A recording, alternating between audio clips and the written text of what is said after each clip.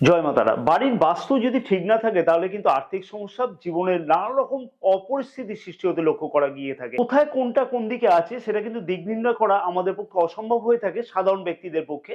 কারণ কি, সেটা বাস্তু অ্যানালিস্টের কাজ। তাই অতি অবশ্যই দুইটি জিনিসের প্রতি কিন্তু বিশেষ কিছু খেয়াল রাখা উচিত সাধারণ জনের। সেটা হচ্ছে বাড়ির মুখ্য দরজা এবং বাড়ির বাথরুমের দিকেতে। বাড়ির মুখ্য দরজাতে কোন দিকে আছে সেটা না দেখে অতি অবশ্যই প্রতিদিন হলুদের গুঁড়োর সাথে কাঁচা দুধকে মিলিয়ে ছিটে দেওয়া উচিত। যে কোনো একটা দিনকে অতি অবশ্যই স্বাস্তিক চিহ্ন হলুদ দিয়ে এঁকে দেওয়া উচিত হবে। সামান্য কিছু আতপ চাল তাতে কিন্তু দিয়ে রাখা উচিত হবে।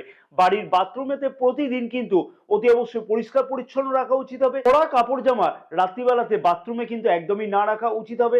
বাড়ির বাথরুমের গেট কিন্তু সবসময় বন্ধ করে রাখা উচিত হবে এবং বাথরুমেতে সামান্য কিছু সন্দক লবণ একটা কাঁচের বাটিতে করে কিন্তু রেখে দেওয়া উচিত। তাতে কিন্তু বাড়ির পজিটিভ এনার্জি অতি অবশ্যই পরিবর্তন লক্ষ্য করতে